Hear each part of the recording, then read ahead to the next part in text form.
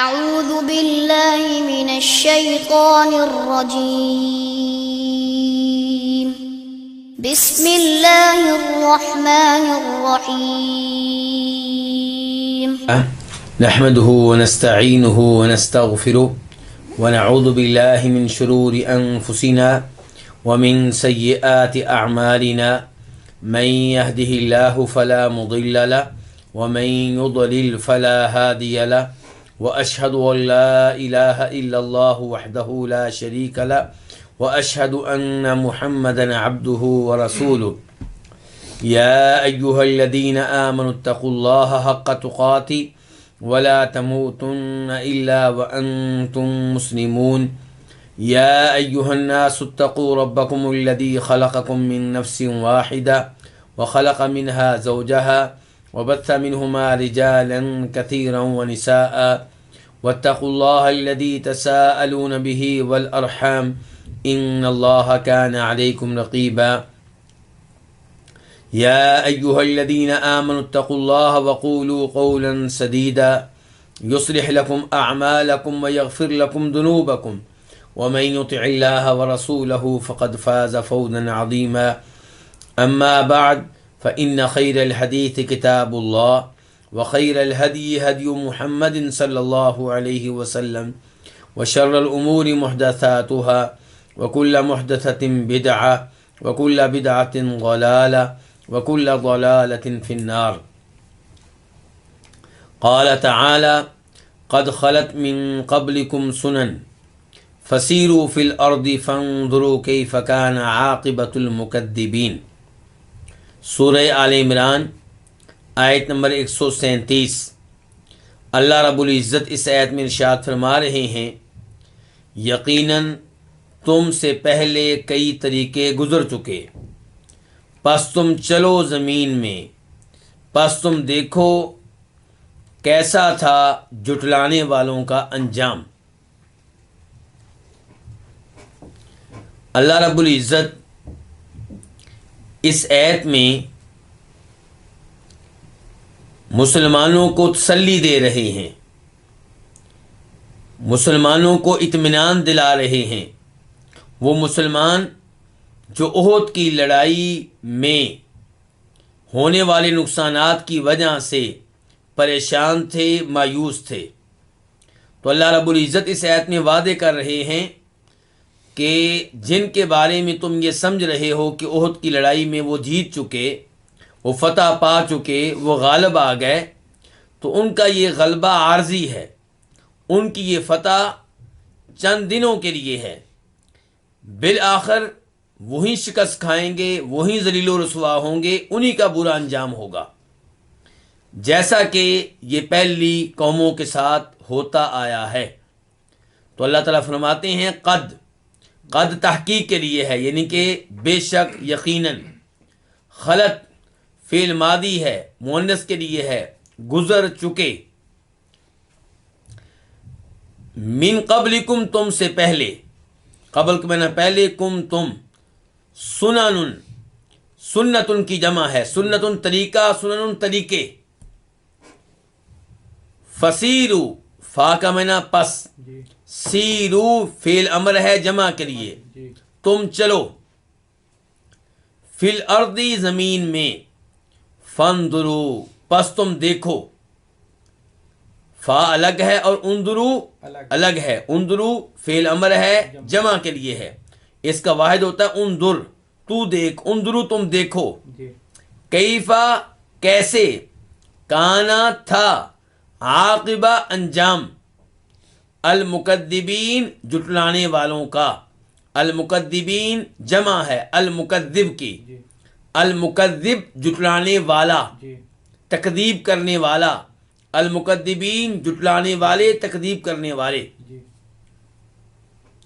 اللہ رب العزت اس آیت میں، جیسا کہ پہلے میں گزارش کر چکا ہوں، مسلمانوں کو حوصلہ دے رہے ہیں کہ کافروں کی عارضی فتح پہ آپ پریشان نہ ہوں، مایوس نہ ہوں، آپ لوگ حق پہ ہیں، اللہ کے دین پہ ہیں، توحید پہ ہیں، آخری انجام آپ ہی کا ہوگا، آپ کو عزت ملے گی، آپ کو غلبہ ملے گا، آپ کو مقام و مرتبہ ملے گا۔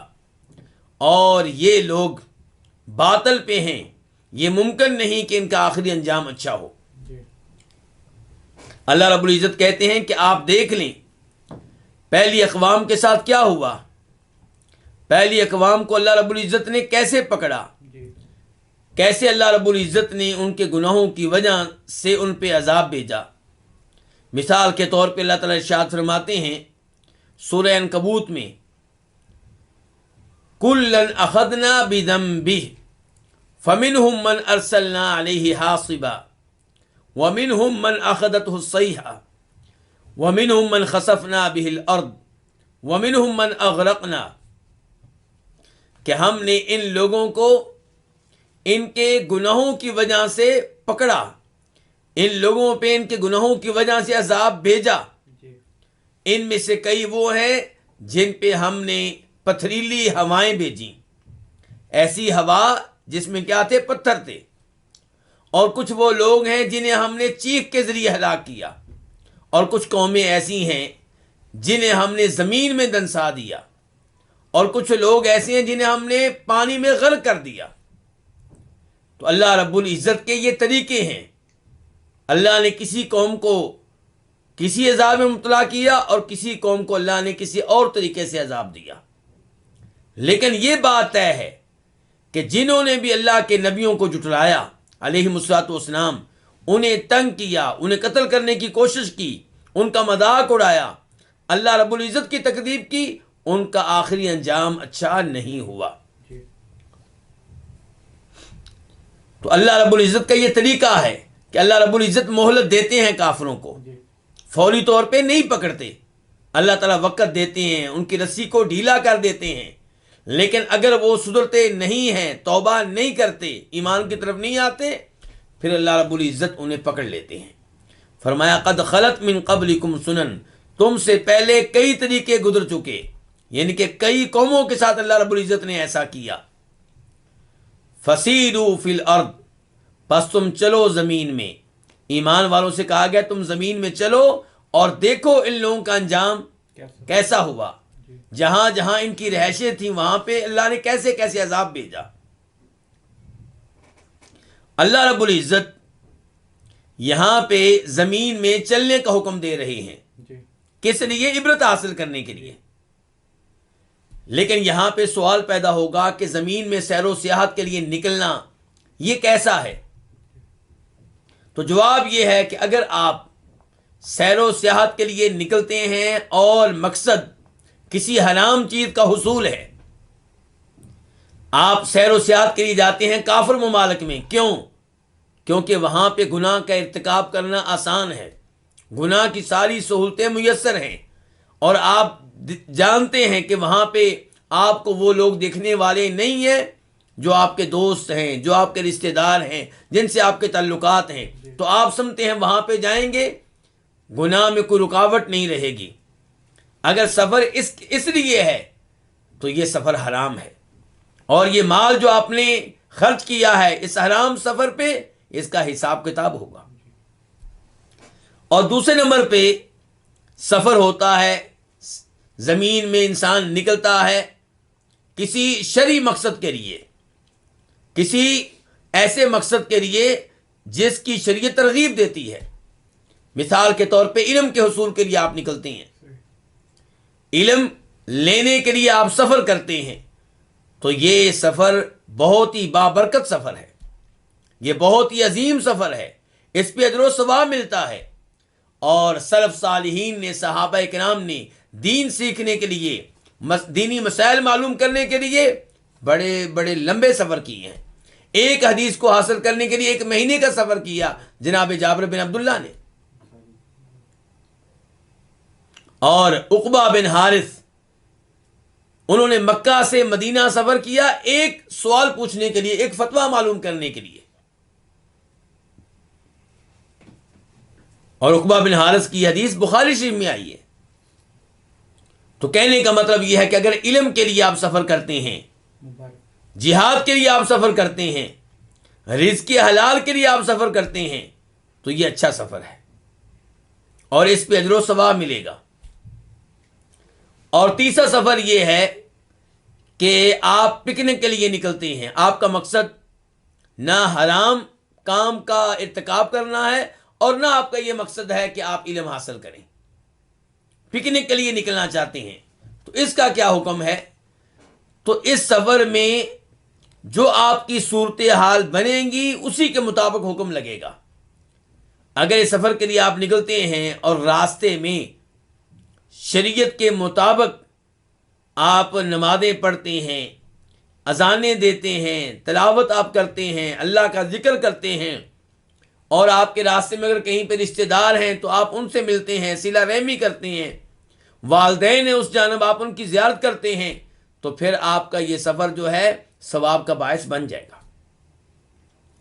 اور اگر آپ اس سفر میں حرام کا ارتکاب کرتے ہیں، پکنک کے سفر میں نمازوں سے غفلت اور حرام کاموں کا ارتکاب، بے حیائی پہ مشتمل گانے سننا، تو پھر آپ کا یہ سفر جو ہے آپ کے لیے باعث عذاب بن جائے گا، باعث گناہ بن جائے گا۔ یہاں پہ یہ بھی سوال اٹھے گا کہ کیا آپ ان علاقوں میں جا سکتے ہیں جن علاقوں میں اللہ کا عذاب آیا؟ ان بستیوں کو دیکھ سکتے ہیں، ان شہروں کو دیکھ سکتے ہیں جہاں پہ اللہ کا عذاب آیا؟ تو اس کا جواب یہ ہے کہ اگر آپ جاتے ہیں عبرت حاصل کرنے کے لیے، رونے کے لیے، اپنے گناہوں کی معافی مانگنے کے لیے، تو امید ہے کہ اس میں کوئی حرج نہیں ہوگا۔ اور اگر آپ جاتے ہیں پکنک منانے کے لیے، تصویریں کھینچنے کے لیے، اور یہ معلومات لینے کے لیے کہ ان اقوام نے دنیا میں رہتے ہوئے کیا کیا کام کیے، کیسے ان کے خوبصورت گھر تھے، خوبصورت محلات تھے، تو پھر آپ کا یہ مقصد اچھا مقصد نہیں ہے۔ امام بخاری روایت کرتے ہیں کہ نبی علیہ الصلوۃ والسلام جب تبوک کے لیے جا رہے تھے تو آپ قوم سمود کی بستی سے گزرے، ان کے شہروں سے گزرے، تو آپ نے تنبیہ کی، خبردار کیا کہ یہاں پہ وہ لوگ رہتے رہے جن پہ اللہ کا عذاب آیا، تو اس لیے یہاں سے تم نے گزرنا ہے روتے ہوئے، کہیں ایسا نہ ہو کہ جو عذاب ان پہ آیا تمہارے اوپر آ جائے، کہیں ایسا نہ ہو کہ جس تکذیب میں، جس کفر میں، جس گناہ میں وہ واقع ہوئے تم بھی اسی میں واقع ہو جاؤ۔ پھر نبی علیہ الصلوۃ والسلام نے اپنے سر کو ڈھانک لیا اور تیزی سے وہاں سے نکل گئے۔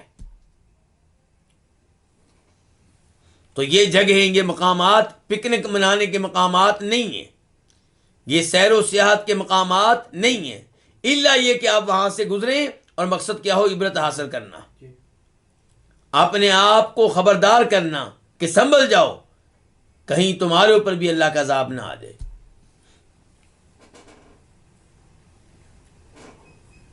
تو یہاں پہ اللہ تعالیٰ کہہ رہے ہیں تم زمین میں چلو پس دیکھو کیسا تھا انجام تکذیب کرنے والوں کا، یعنی کہ ان لوگوں کا جنہوں نے اللہ کے نبیوں کی تکذیب کی علیہم الصلوۃ والسلام، ان لوگوں کا انجام کیسا تھا جنہوں نے اللہ رب العزت کی تکذیب کی۔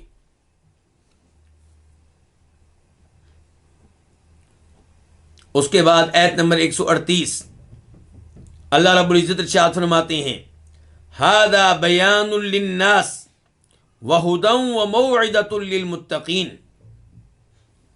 یہ واضح بیان ہے لوگوں کے لیے اور ہدایت ہے اور نصیحت ہے متقین کے لیے، پرہیزگاروں کے لیے۔ ھذا اس میں اشارہ ہے، یہ اشارہ کدھر جا رہا ہے؟ مشار الیہ کیا ہے؟ قرآن۔ یہ قرآن بیان، واضح بیان ہے، للناسی، کن کے لیے؟ لوگوں کے لیے۔ للناسی دو الفاظ ہیں، لام اور الناس۔ لام کا معنی کے لیے، کے واسطے، الناس لوگ۔ وہدن، اور یہ قرآن کیا ہے؟ ہدایت ہے، یعنی کہ ہدایت دینے والا ہے، سراپا ہدایت ہے۔ وموعظۃ، اور یہ قرآن کیا ہے؟ نصیحت ہے، کن کے لیے؟ للمتقین، دو الفاظ ہیں، لام کے لیے کے واسطے اور المتقین، یہ جمع ہے المتقی کی، تقوی اختیار کرنے والا، پرہیزگاری اختیار کرنے والا، اللہ سے ڈرنے والا۔ اللہ رب العزت اس آیت میں یہ بیان فرما رہے ہیں کہ قرآن واضح بیان ہے کن کے لیے؟ لوگوں کے لیے، تمام لوگوں کے لیے، مسلمانوں کے لیے بھی، کافروں کے لیے بھی، عربیوں کے لیے بھی، اجمیوں کے لیے بھی۔ آپ کہیں گے قرآن اجمیوں کے لیے کیسے بیان ہو گیا؟ اس لیے کہ کئی اجمی ایسے ہیں جو عربی سیکھتے ہیں، قرآن کا ترجمہ سیکھتے ہیں، قرآن کی تفسیر سیکھتے ہیں، تو قرآن ان کے لیے واضح بیان ہے۔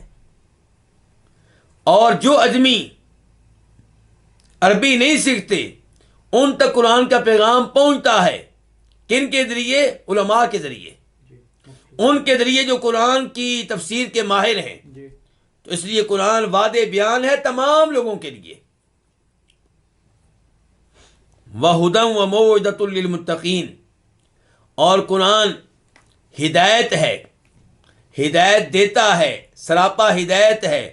وَمَوْعِظَةٌ، اور قرآن نصیحت ہے کن کے لیے؟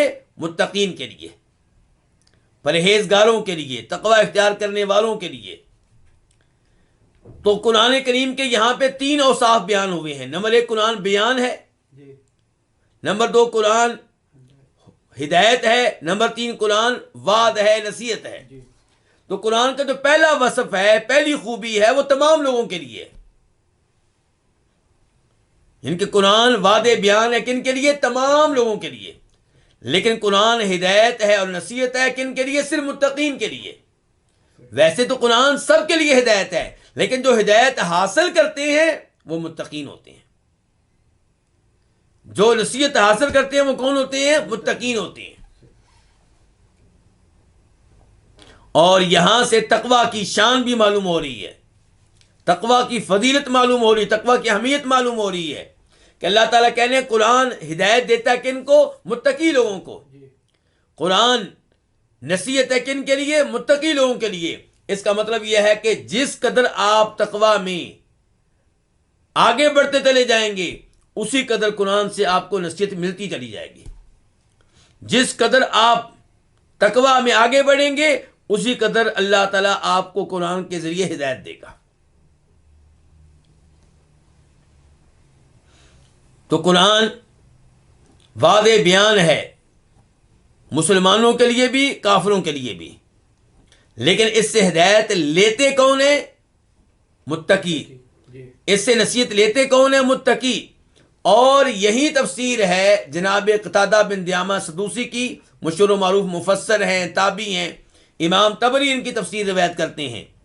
ان کی تفسیر کا خلاصہ مفہوم بھی یہی ہے کہ قرآن بیان ہے تمام لوگوں کے لیے، لیکن قرآن ہدایت دیتا ہے اور نصیحت دیتا ہے کن کو؟ متقی لوگوں کو۔ اس کے بعد اللہ رب العزت ارشاد فرماتے ہیں وَلَا تَهِنُوا وَلَا تَحْزَنُوا وَأَنْتُمُ الْأَعْلَوْنَ إِن كُنتُم مُؤْمِنِينَ۔ وَلَا تَهِنُوا، اور تم کمزور نہ ہو جاؤ، اور تم غم نہ کرو، اور تم ہی سب سے بلند رہو گے، تم ہی غالب رہو گے اگر تم ہو ایمان لانے والے۔ ولا تہینو، واو کا معنی اور، لا نہیں کے لیے ہے کہ نہ، تہینو تم کمزور ہو جاؤ، کمزور نہ بنو۔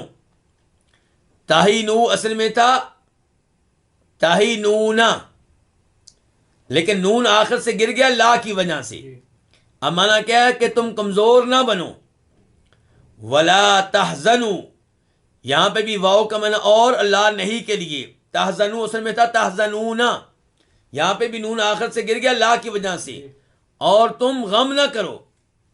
وَأَنْتُمُ الْأَعْلَوْنَ، واو کا معنی اور، انتم تم، یہ انتا کی جمع ہے، اعلون یہ جمع ہے الاعلی کی، اعلیٰ جو سب سے اونچا ہو، جو سب سے بلند و بالا ہو، اور جو سب سے زیادہ غلبہ پانے والا ہو۔ تو وَأَنْتُمُ الْأَعْلَوْنَ، تم ہی سب سے اونچے رہو گے، کس کی وجہ سے؟ غلبے کی وجہ سے۔ لیکن کب؟ ان کنتم مؤمنین، اگر تم ہوگے ایمان لانے والے۔ ان کا معنی اگر، کنتم تم ہو، مؤمنین ایمان لانے والے، مؤمنین جمع ہے کس کی؟ مومن کی، مومن ایمان لانے والا، مومنین ایمان لانے والے۔ تو اللہ رب العزت یہاں پہ سب سے پہلے یہ کہہ رہے ہیں کہ تم کمزور نہ بنو، یعنی کہ ہمت نہیں ہارنی، بلکہ میدان میں ڈٹ کر کافروں کا مقابلہ کرنا ہے، اور جو نقصان ہو چکا، جو مصیبتیں آ چکی، ان پہ غم نہیں کرنا، بلکہ آپ مستقبل کے بارے میں سوچیں، آگے بڑھنے کے بارے میں سوچیں، آئندہ جنگ میں فتح کیسے حاصل کرنی ہے اس بارے میں غور و فکر کریں۔ اور اللہ رب العزت نے یہ بھی بیان کر دیا کہ اے ایمان والو، اگر تم ایمان میں سچے ہوئے، اگر تم نے ایمان کا حق ادا کر دیا تو فتوحات تمہیں ملیں گی، غلبہ تمہیں ملے گا، کامیابی تمہیں ملے گی، بلندی تمہیں ملے گی، سرفرازی تمہیں ملے گی۔ اس سے پتا چلا کہ مسلمانوں کی غلبے کا تعلق ان کے ایمان سے ہے۔ جس قدر مسلمان ایمان میں مضبوط ہوں گے اسی قدر انہیں غلبہ ملے گا۔ تو مسلمانوں کو یہ بات جان لینی چاہیے کہ فتح حاصل کرنے کے لیے، غلبہ حاصل کرنے کے لیے، شان پانے کے لیے اپنے ایمان کو مضبوط بنانا ہوگا۔ اللہ پہ مضبوط ایمان، آخرت پہ مضبوط ایمان، رسولوں پہ مضبوط ایمان، قرآن کریم پہ مضبوط ایمان، تقدیر پہ مضبوط ایمان۔ جب ہمارا ایمان پختہ ہوگا، جس قدر ہمارا ایمان پختہ ہوگا اسی قدر اللہ رب العزت کی طرف سے ہمیں کامیابی ملے گی، نصرت ملے گی، تائید ملے گی۔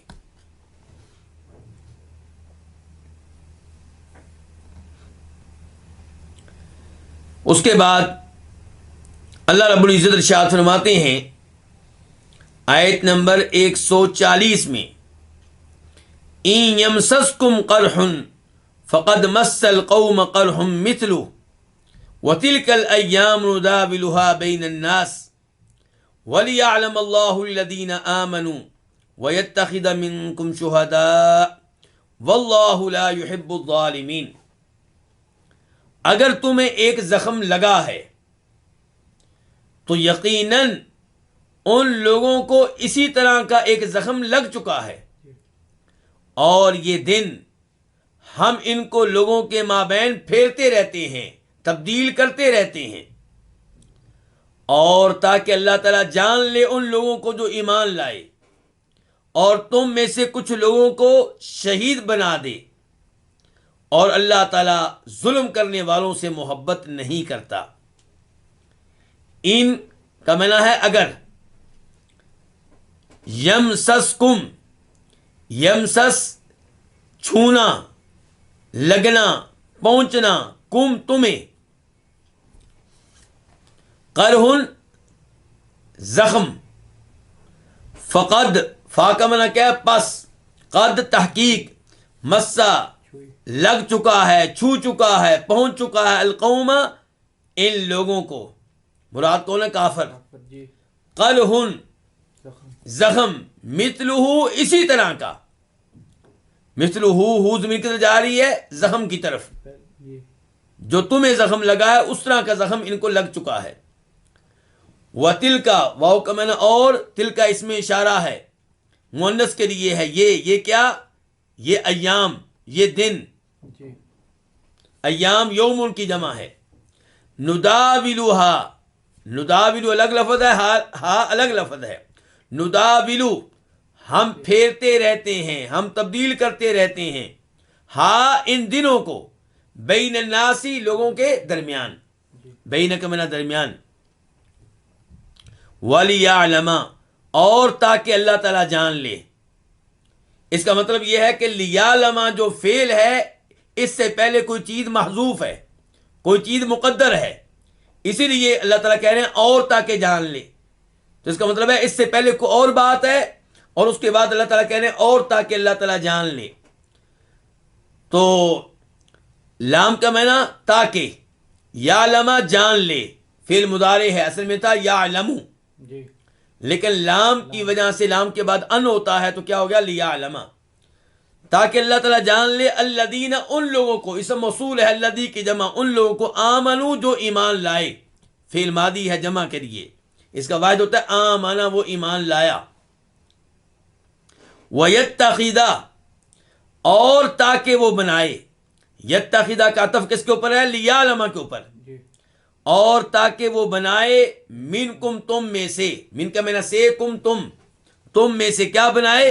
شہداء کئی شہید. شہداء شہید ان کی جمع ہے، شہادت پانے والا، شہادت پانے والے.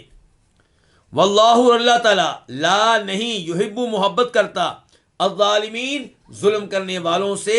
یہ جمع ہے کس کی؟ الظالم کی. الظالم ظلم کرنے والا. اس آیت میں بھی اللہ رب العزت نے مسلمانوں کو تسلی دی ہے اور انہیں حوصلہ دیا ہے. اللہ تعالیٰ کہہ رہے ہیں کہ اگر تمہیں احد کی لڑائی میں زخم لگا ہے، تمہارے کئی مسلمان شہید ہوئے ہیں، کئی زخمی ہوئے ہیں، تو تم پریشان کیوں ہوتے ہو؟ تمہیں یہ سوچنا چاہیے کہ اسی طرح کا زخم انہیں پہلے لگا ہے. بدر کی لڑائی میں 70 کافر قتل ہوئے اور بڑے بڑے سردار، اور 70 کافر قیدی بنے. تو اگر تمہیں آج احد کی لڑائی میں زخم لگا ہے تو اسی طرح کا زخم انہیں پہلے لگ چکا ہے. دوسرا اس کا مطلب یہ ہو سکتا ہے کہ اگر تمہیں احد کی لڑائی میں آخر میں شکست ہوئی ہے تو ان لوگوں کو احد کی لڑائی کے شروع میں شکست ہوئی تھی. جیسا کہ اللہ تعالیٰ فرماتے ہیں اسی صورت میں وَلَقَدْ صَدَقَكُمُ اللَّهُ وَعْدَهُ إِذْ تَحُسُّونَهُم بِإِذْنِهِ کہ اللہ نے اپنی مدد کا وعدہ، فتح دینے کا وعدہ پورا کر دیا تھا جب تم کافروں کو کاٹ رہے تھے. لیکن پھر کیا ہوا؟ پھر مسلمانوں نے نبی علیہ السلام کی نافرمانی کی اور چھوٹے پہاڑ سے نیچے اتر آئے، اور اس نافرمانی کی وجہ سے فتح شکست میں تبدیل ہوئی. تو اللہ تعالیٰ کہہ رہے ہیں اگر تمہیں ایک زخم لگا ہے، یعنی کہ تمہارے کئی لوگ شہید ہوئے ہیں، کئی لوگ زخمی ہوئے ہیں، اور شکست کا یہ زخم تمہیں لگا ہے، تو یقیناً ان لوگوں کو اسی طرح کا زخم پہلے لگ چکا ہے، بدر کی لڑائی میں یا احد کی لڑائی کے آغاز میں ہی. اور یہ وہی انداز ہے جو انداز اللہ رب العزت نے سورہ نساء کی آیت نمبر 104 میں اپنایا ہے. اللہ تعالیٰ وہاں پہ کہتے ہیں وَلَا تَهِنُوا فِي ابْتِغَاءِ الْقَوْمِ ان کافروں کا پیچھا کرنے میں، ان کا تعاقب کرنے میں، ان کا مقابلہ کرنے میں کمزوری نہ دکھانا. ان تکونوا تعلمون فإنهم يعلمون كما تعلمون وترجون من الله ما لا يرجون. اگر تم تکلیف محسوس کرتے ہو، تمہیں پریشانی آئی ہے، تمہارے لوگ شہید ہوئے ہیں، تمہارے لوگ زخمی ہوئے ہیں، تو ایسی تکلیف ان کو بھی پہنچی ہے، لیکن تم ایک چیز میں ان سے آگے ہو، ایک چیز میں تمہارا مقابلہ نہیں کر سکتے. وہ کیا؟ کہ تمہیں اس چیز کی امید ہے جس کی امید ان کو نہیں ہے. وہ کیا؟ تم جنت کی امید رکھتے ہو. تمہیں شہادتیں ملی ہیں تو تمہیں پتا ہے کہ ہمارے لوگ جنت میں گئے ہیں. تم زخمی ہوئے ہو تو تمہیں پتا ہے کہ صبر کرنے کی وجہ سے تمہیں جنت ملے گی، اور ان کو ایسی کوئی امید نہیں ہے. تو اس لحاظ سے تم ان سے بہت آگے ہو. پریشان انہیں ہونا چاہیے، تمہیں پریشان نہیں ہونا چاہیے. اور اللہ نے یہ بھی بیان کیا کہ وَتِلْكَ الْأَيَّامُ نُدَاوِلُهَا بَيْنَ النَّاسِ کہ یہ ہماری سنت ہے، ہمارا طریقہ ہے کہ ہم لوگوں کے مابین حالات کو تبدیل کرتے رہتے ہیں.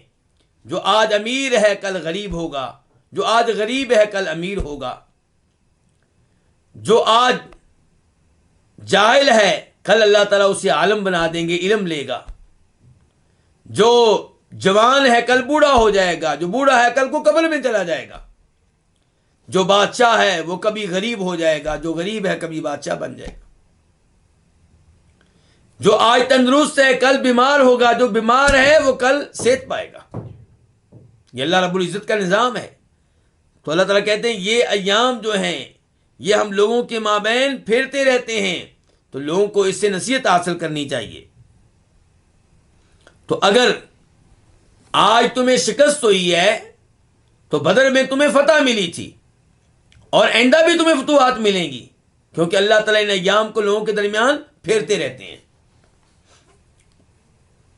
وَلِيَعْلَمَ اللَّهُ الَّذِينَ آمَنُوا اور تاکہ اللہ تعالیٰ ان لوگوں کو جان لے جو ایمان لائے. اس کا کیا مطلب ہے؟ اس کا مطلب یہ ہے کہ یہاں پہ کچھ کلام جو ہے مقدر ہے، محذوف ہے، یعنی کہ اللہ نے دلوں کو پھیرنے کا سسٹم کیوں رکھا ہے؟ تاکہ اللہ تعالیٰ کی بادشاہت سب کے لیے واضح ہو جائے۔ اور دوسرے نمبر پہ اللہ تعالیٰ نے یہ اس لیے کیا ہے تاکہ اللہ تعالیٰ جان لے ایمان والوں کو، یعنی کہ احد کی لڑائی میں جو شکست ہوئی تو اس کی ایک حکمت یہ ہے، اس کا ایک فائدہ یہ ہے کہ اللہ تعالیٰ ایمان والوں کو جان لے۔ تو کیا اللہ تعالیٰ ایمان والوں کو پہلے سے نہیں جانتے؟ اللہ تعالیٰ تو اس وقت سے جانتے ہیں جب ایمان والے پیدا بھی نہیں ہوئے تھے۔ اللہ تعالیٰ اس وقت سے جانتے ہیں جب اللہ تعالیٰ نے تقدیر لکھی تھی لوح محفوظ میں، بلکہ اللہ تعالیٰ ازل سے جانتے ہیں، ہمیشہ سے جانتے ہیں۔ تو پھر اس کا کیا مطلب ہے کہ اللہ تعالیٰ کی طرف سے ایک حکمت یہ تھی احد کی لڑائی میں شکست ہونے کی کہ اللہ تعالیٰ ایمان والوں کو جان لے۔ ایک ہے اللہ تعالیٰ کا یہ جاننا کہ یہ ایمان لائیں گے، ایک ہے اللہ تعالیٰ کا یہ جاننا کہ یہ ایمان پہ فوت ہوں گے، ایک ہے کہ اللہ رب العزت کا جاننا کہ یہ ایمان لا چکے، یہ ایمان کا بلند ترین مقام و مرتبہ حاصل کر چکے۔ تو اللہ تعالیٰ ویسے تو ہر ایک کے بارے میں پہلے سے جانتے ہیں جو کچھ وہ کرنے والا ہے، لیکن وہ کر چکا ہے یہ اللہ تعالیٰ اسی وقت جانتے ہیں جب یہ کام ہو جاتا ہے۔ تو اس لیے اللہ تعالیٰ نے احد کی لڑائی میں جو شکست دی اس کی ایک حکمت کیا ہے؟ تاکہ اللہ تعالیٰ ان لوگوں کو جان لے جو ایمان لا چکے، یعنی کہ جنہوں نے ثابت کر دیا کہ ایمان میں پختہ ہے اور پکے ہیں۔ وَيَتَّخِذَ مِنْكُمْ شُهَدَاءَ، ایک اور حکمت کیا تھی احد کی لڑائی میں شکست کی؟ کہ اللہ تعالیٰ تم میں سے کئی لوگوں کو شہید بنائے۔ تو اس سے پتہ چلا کہ شہادت بہت ہی اونچا مقام ہے، بہت ہی عظیم الشان مقام و مرتبہ ہے کہ اللہ تعالیٰ نے یہ مقام و مرتبہ دینے کے لیے احد کی لڑائی میں مسلمانوں کو کیا دی؟ شکست دی۔ انہیں ایک موقع پہ شکست کا سامنا کیوں کرنا پڑا؟ تاکہ انہیں شہادتیں ملیں، تاکہ وہ اللہ کی جنتوں کے وارث بن سکیں۔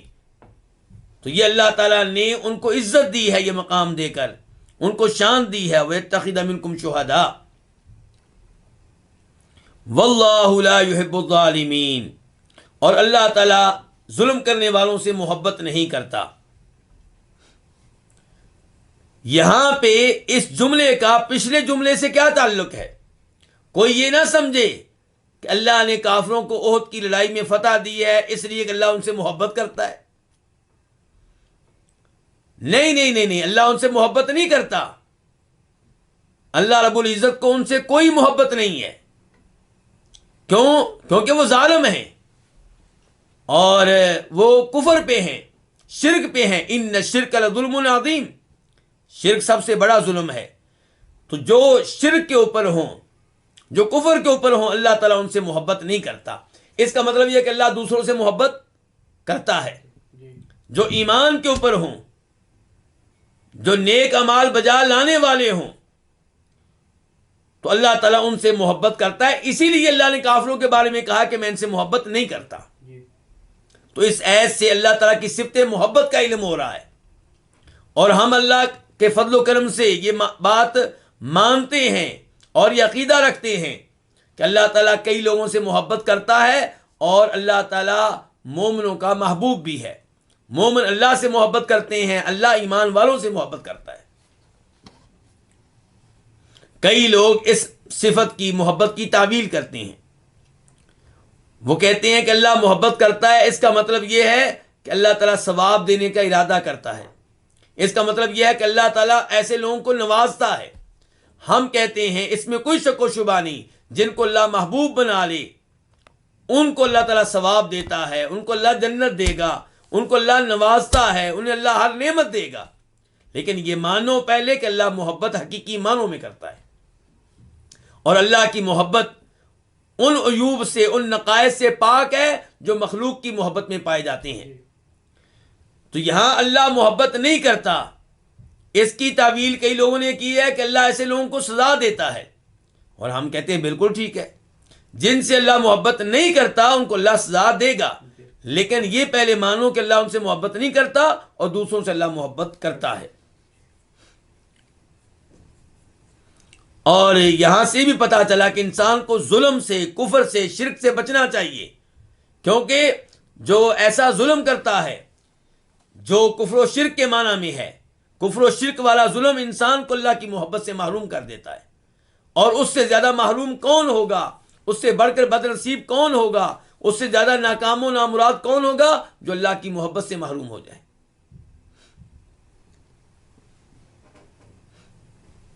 اس کے بعد اللہ رب العزت ارشاد فرماتے ہیں آیت نمبر 141 میں، وَلِيُمَحِّصَ اللَّهُ الَّذِينَ آمَنُوا وَيَمْحَقَ الْكَافِرِينَ، اور تاکہ اللہ تعالی چھانٹ لے ان لوگوں کو جو ایمان لائے، تاکہ اللہ تعالیٰ پاک کر دے ان لوگوں کو جو ایمان لائے، تاکہ اللہ تعالیٰ صاف کر دے ان لوگوں کو جو ایمان لائے، اور تاکہ اللہ تعالیٰ کافروں کو مٹا ڈالے. احد کی لڑائی میں شکست کیوں ہوئی، اس کے اسباب، اس کی حکمتیں، اس کے فوائد اللہ تعالیٰ بتا رہے ہیں.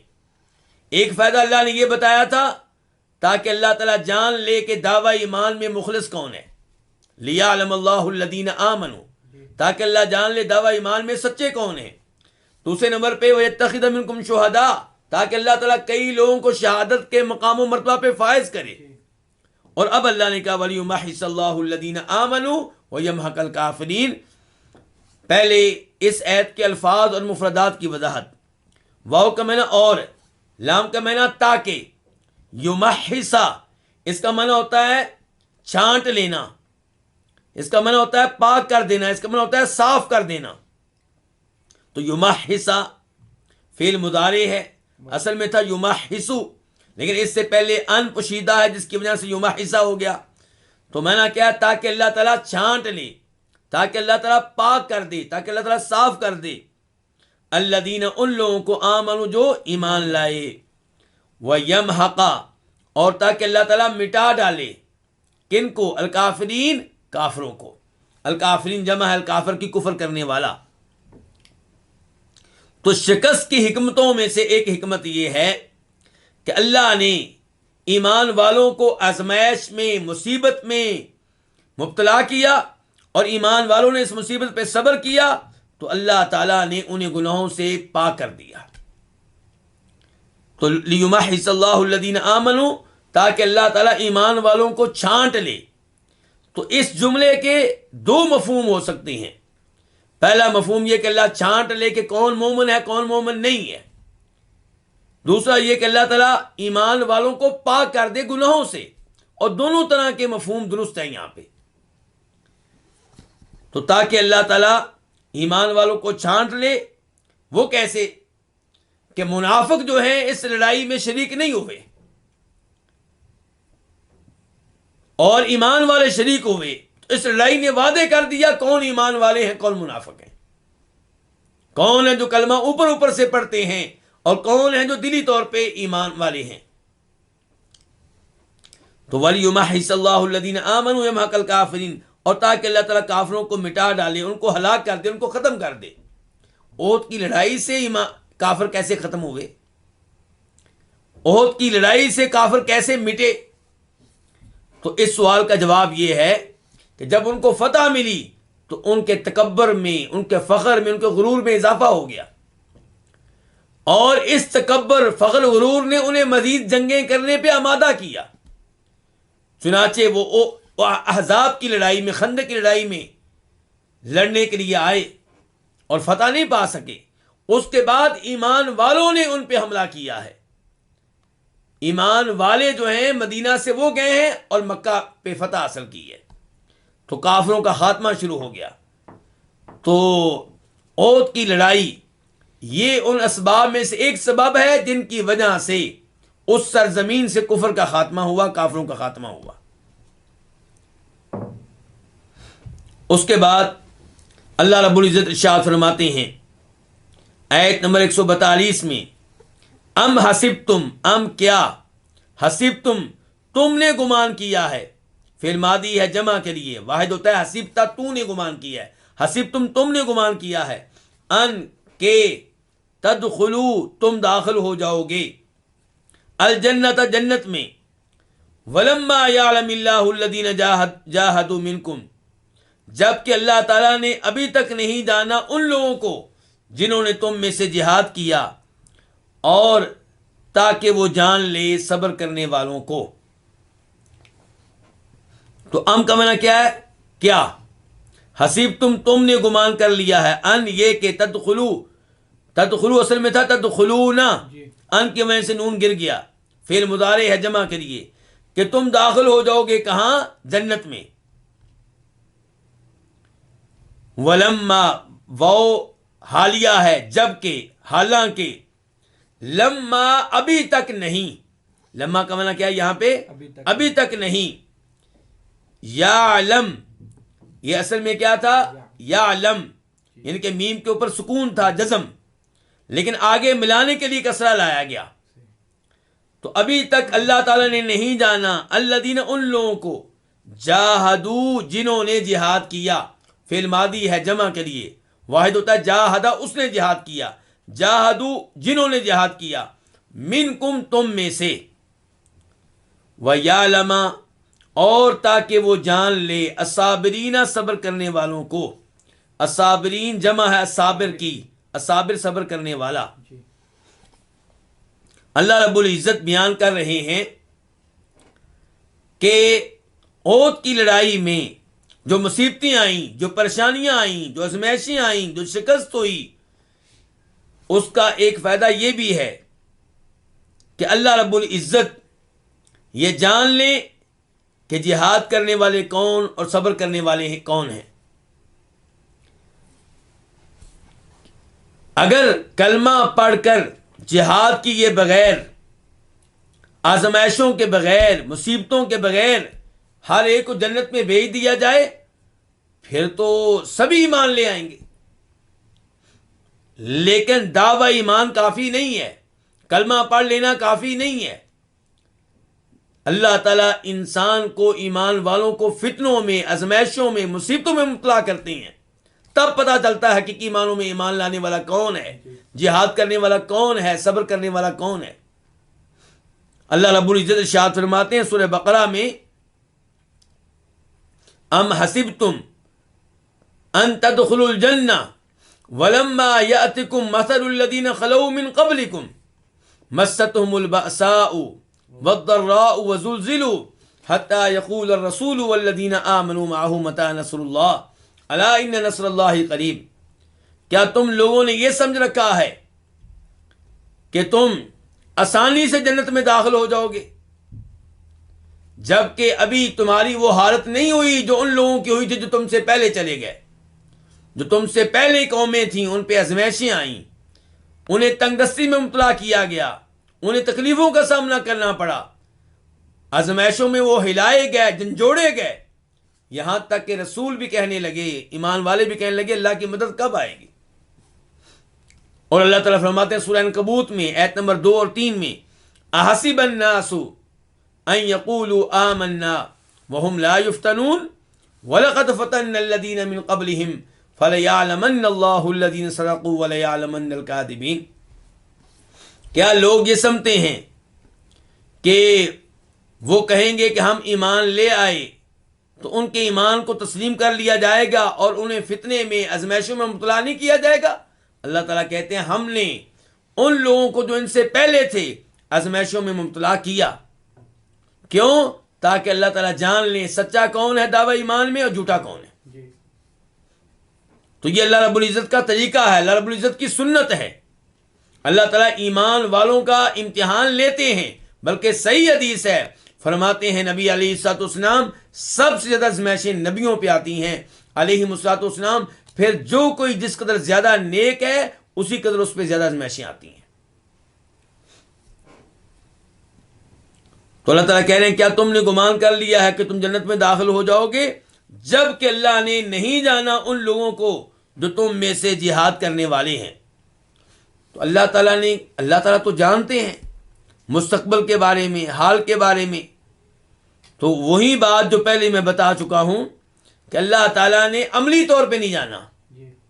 اللہ یہ جانتے ہیں کہ کون سچا ہے دعوی ایمان میں، کون جہاد کرنے والا ہے، کون جہاد کے لیے مخلص ہے، کون جہاد سے بھاگنے والا ہے، کون جہاد سے جان چھڑانے والا ہے، لیکن عملی طور پہ اللہ نے نہیں جانا۔ اور اللہ تعالیٰ جو اجر و ثواب دیتے ہیں اور اللہ تعالیٰ جو سزا دیتے ہیں وہ عمل کے اوپر دیتے ہیں۔ اللہ تعالیٰ جانتے ہیں کہ ایک آدمی گناہ کرنے والا ہے تو اللہ اس وجہ سے اسے سزا نہیں دیتے۔ اللہ سزا کب دیتے ہیں؟ جب گناہ کر لیتا ہے۔ تو یہ کیا ہے؟ یہ عمل ہے، یہ میدانی حقیقت ہے، زمینی حقیقت ہے۔ تو اللہ تعالیٰ نے ابھی تک نہیں جانا ان لوگوں کو جنہوں نے تم میں سے جہاد کیا۔ اللہ یہ تو جانتے ہیں کہ کون جہاد کرے گا کون نہیں کرے گا، لیکن اللہ نے یہ نہیں جانا کہ کس نے جہاد کر لیا ہے۔ وَيَعْلَمَ الصَّابِرِينَ، اس کا تعلق ہے کس سے؟ وَيَمْحَقَ الْكَافِرِينَ وغیرہ سے، کہ اللہ رب العزت نے شکست کیوں دی احد کی لڑائی میں؟ تاکہ اللہ تعالیٰ جان لے کے صبر کرنے والے کون ہیں، کون ان آزمائشوں پہ صبر کرتے ہیں۔ اس کے بعد اللہ تعالیٰ فرماتے ہیں وَلَقَدْ كُنْتُمْ تَمَنَّوْنَ الْمَوْتَ مِنْ قَبْلِ أَنْ تَلْقَوْا فَقَدْ رَأَيْتُمُوهُ وَأَنْتُمْ تَنْظُرُونَ، اور البتہ تحقیق تم موت کی تمنا کیا کرتے تھے، موت کی آرزو کیا کرتے تھے پہلے اس کے کہ تم اس سے ملو، یعنی کہ موت سے ملو، پس تحقیق تم نے اسے دیکھ لیا یعنی کہ موت کو، وَأَنْتُمْ تَنْظُرُونَ، جبکہ تم اپنی آنکھوں سے یہ منظر دیکھ رہے تھے۔ وَلَقَدْ وَوْكَمَنَ، اور لام تاکید کے لیے، یقیناً، البتہ، قد یقیناً، تحقیق، کنتم تم تھے، فعل ماضی ہے جمع کے لیے، تمنونا تمنا کرتے، فعل مضارع ہے جمع کے لیے، اصل میں تھا تتمنون، ایک تا گر گئی ہے، تم موت کی تمنا کیا کرتے تھے، من قبلی پہلے اس کے کہ تلقوہ تم اسے دیکھو، کس کو دیکھو؟ موت کو۔ تلقوہ یہ بھی فعل مضارع ہے جمع کے لیے، اصل میں تھا تلقونا، نون گر گیا ان کی وجہ سے۔ فقد پس تحقیق، رأیتموہ تم نے اسے دیکھ لیا ہے، یہ اصل میں کیا تھا؟ رأیتم اور ہو، رأیتم تم نے دیکھ لیا، ہو اس کو، یعنی کس کو؟ موت کو۔ اب ملا دیا گیا آپس میں تو کیا پڑھتے ہیں؟ رأیتموہ، وَأَنْتُمْ وہ حالیہ، حالانکہ جبکہ، انتم تم، تنظرون تم دیکھ رہے تھے، ان کی اپنی آنکھوں سے دیکھ رہے تھے، فعل مضارع ہے جمع کے لیے۔ اللہ رب العزت اس آیت میں وعدے کر رہے ہیں کہ بدر کی لڑائی میں اللہ نے مسلمانوں کو فتح دی، تو وہ مسلمان جو بدر کی لڑائی میں شریک نہیں ہو سکے تھے وہ کہتے تھے کاش ہمیں موقع ملے اللہ کے دشمنوں سے لڑنے کا اور ہم شہادت حاصل کریں، ہم اللہ کو دکھائیں کہ ہم کیسے اللہ کی راہ میں لڑتے ہیں۔ تو وہ لوگ تمنا کیا کرتے تھے کس کی؟ موت کی، اور موت کی تمنا کرنا یہ جائز نہیں ہے۔ تو مراد ہے یہاں پہ موت سے مراد ہے شہادت، کہ تم شہادت کی تمنا کیا کرتے تھے، شہادت کی آرزو کیا کرتے تھے، تم کہا کرتے تھے کہ جنگ ہو اور جہاد کا میدان سجے اور ہمیں شہادت ملے۔ تو اللہ تعالیٰ کہتے ہیں تم یہ آرزو کرتے تھے موت کو دیکھنے سے پہلے، موت کا سامنا کرنے سے پہلے، اب تم نے اسے دیکھ لیا۔ کب؟ احد میں، احد میں موت کو تم نے دیکھ لیا۔ کیا مراد ہے اس سے؟ لڑائی تم نے دیکھی جس میں موت مل رہی تھی، تم نے معرکہ دیکھا جس میں لوگوں کو موت مل رہی تھی، تو تم نے اسے دیکھ لیا ہے اس حال میں کہ تم آنکھوں سے دیکھ رہے تھے، یعنی کہ تم میں سے بہت سارے ایسے لوگ جو یہ آرزو کیا کرتے تھے کہ لڑائی ہو اور ہمیں شہادت ملے، وہ اپنی آرزو کے مطابق میدان میں استقامت کا مظاہرہ نہیں کر سکے۔ ان میں سے کئی لوگوں نے میدان چھوڑ دیا تھا، اور بہت کم لوگ تھے جو شہادت کی آرزو کرتے تھے، اور اس آرزو کے مطابق انہوں نے شہادت کو حاصل کیا اور اللہ کی جنت میں پہنچ گئے۔ تو ان آیات میں اللہ رب العزت نے احد کی لڑائی کا تذکرہ کیا ہے، مجموعی طور پہ مسلمانوں کو حوصلہ دیا ہے، تسلی دی ہے کہ گھبرانا نہیں چاہیے۔ ایک تو کافروں کے بارے میں کہا گیا ہے کہ ان کا انجام برا ہوگا اگر یہ کفر پہ رہے اور ایمان قبول نہ کیا، جیسا کہ ان جیسے پہلے لوگوں کا انجام برا ہوا۔ دوسرے نمبر پہ اللہ نے یہ حوصلہ دیا کہ اگر تمہیں زخم لگے ہیں تو بدر کی لڑائی میں ان کو بھی زخم لگے ہیں، تو اس لیے تمہیں پریشان ہونے کی ضرورت نہیں۔ پھر اللہ نے وہ حکمتیں بتائیں جن حکمتوں کی وجہ سے احد کی لڑائی میں مسلمانوں کو شکست ہوئی اور انہیں زخم لگے اور ان میں سے کئی لوگ شہید ہوئے۔ تو یہ بہت ہی شاندار آیات ہیں، ان سے بہت ہی حوصلہ ملتا ہے اور پتہ چلتا ہے اللہ تعالیٰ کی سنت کا، اللہ کے طریقہ کار کا۔ اللہ رب العزت ہمیں قرآن حکیم سمجھنے کی توفیق عنایت فرمائے۔ وصلی اللہ تعالی علی نبینا محمد وعلی آلہ وصحبہ اجمعین۔